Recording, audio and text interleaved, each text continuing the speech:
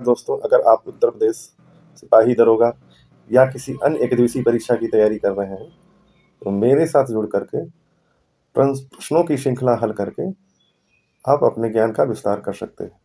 तो आइए, आज का टॉपिक है संज्ञा।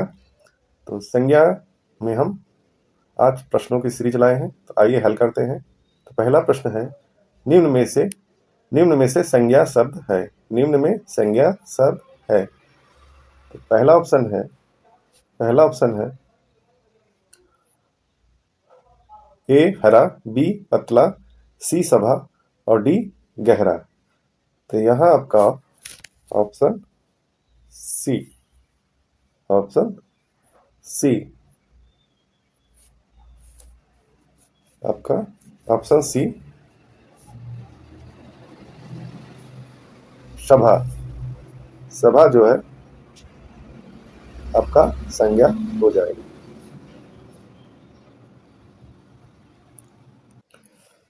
सूची में दिए गए संज्ञा को सूची 2 में दिए गए संज्ञा के भेद से सुमेलित कीजिए तथा विकल्प में से सही उत्तर चुनिए।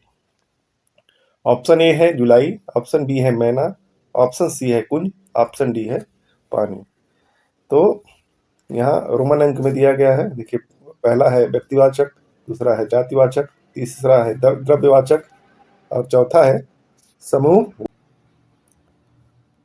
सुमेलित करना है तो जुलाई हो जाएगा आपका व्यक्तिवाचक, मैना हो जाएगा जातिवाचक, कुंज हो जाएगा समूहवाचक और पानी हो जाएगा द्रव्यवाचक। तो यहाँ देखिए, इस तरह से प्रश्न आए हुए हैं इसका। तो जुलाई आपका व्यक्तिवाचक है। तो ए में देखिए, पहला ए में डी ऑप्शन सही नजर आ रहा है। तो जुलाई व्यक्तिवाचक पहला, मैना बी का दूसरा, कुंज चौथा और पानी द्रव्यवाचक तीसरा, इसलिए यह ऑप्शन डी सही हो जाएगा।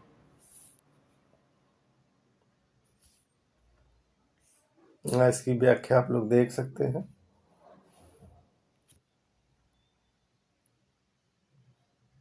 पास करके पढ़ सकते हैं।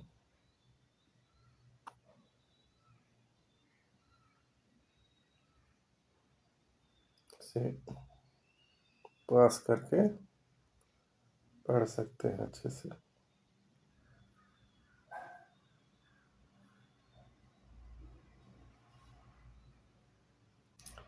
अगला प्रश्न है, निम्नलिखित विकल्पों में से किस विकल्प में शब्द व्यक्तिवाचक संज्ञाएं हैं। ऑप्शन ए राम, रामचरितमानस, गंगा, कृष्ण, कामायनी, मिठास, सी लखनऊ, आम, बुढ़ापा, डी ममता, वकील, पुस्तक। तो इसमें ऑप्शन ए में रामचरितमानस, गंगा, इसमें ऑप्शन ए में व्यक्तिवाचक संज्ञा है, व्यक्तिवाचक संज्ञा है, इसलिए ऑप्शन ए सही हो गया। ऑप्शन बी में कृष्ण, कामायनी, मिठास जो है भाववाचक हो गया, इसलिए ऑप्शन बी गलत हो गया। लखनऊ, फिर उसके बाद आम और बुढ़ापा। आम जो है जातिवाचक हो जाएगा, बुढ़ापा जो है भाववाचक, इसलिए गलत हो जाएगा। ममता, फिर वकील दिया है और पुस्तक, तो वकील और पुस्तक जातिवाचक संज्ञा हो जाए, इसलिए ऑप्शन डी भी गलत हो जाए। इस प्रकार से ऑप्शन ए मेरा सही होगा।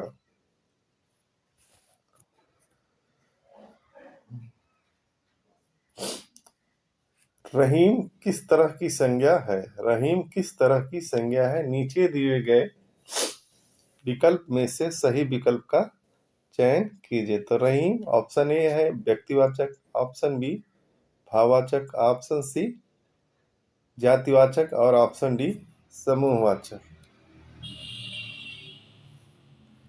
तो ऑप्शन ए।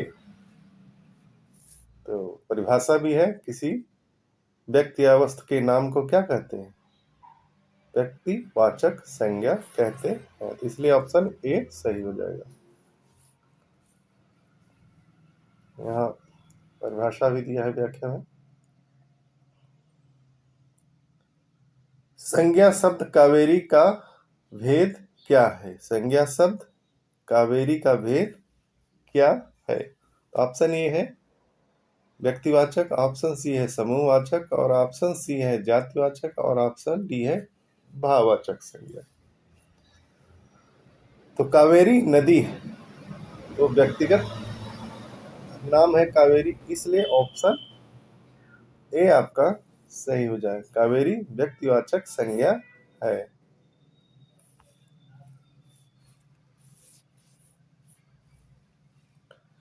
कौन सा शब्द भाववाचक संज्ञा है? भाववाचक संज्ञा है। ऑप्शन ए मिठाई, ऑप्शन बी मीठी, और ऑप्शन सी मिठास, ऑप्शन डी मीठा।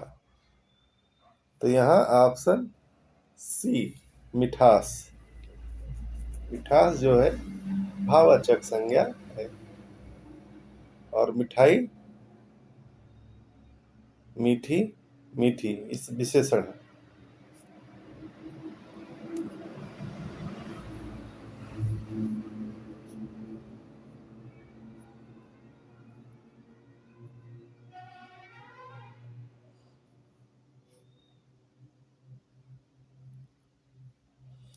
अगला प्रश्न है, यूपीएसआई का क्वेश्चन है, फिसलन है, फिसलन है। ऑप्शन ए विशेषण, ऑप्शन बी क्रियापद, ऑप्शन सी भाववाचक संज्ञा, ऑप्शन डी क्रिया विशेषण। तो यहाँ आपका ऑप्शन सी फिसलन जो है भाववाचक संज्ञा है। इसकी व्याख्या देखते हैं। भाववाचक संज्ञा किसी भाव, गुण, दशा आदि का ज्ञान कराने वाले शब्द भाववाचक संज्ञा होते हैं, जैसे क्रोध, मिठास, यौवन, कालिमा। भाववाचक संज्ञाओं का निर्माण जातिवाचक संज्ञा, सर्वनाम, विशेषण, क्रिया और अव्यय में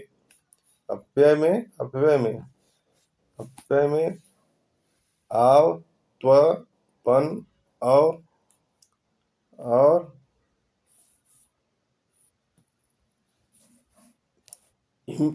इमा, ई,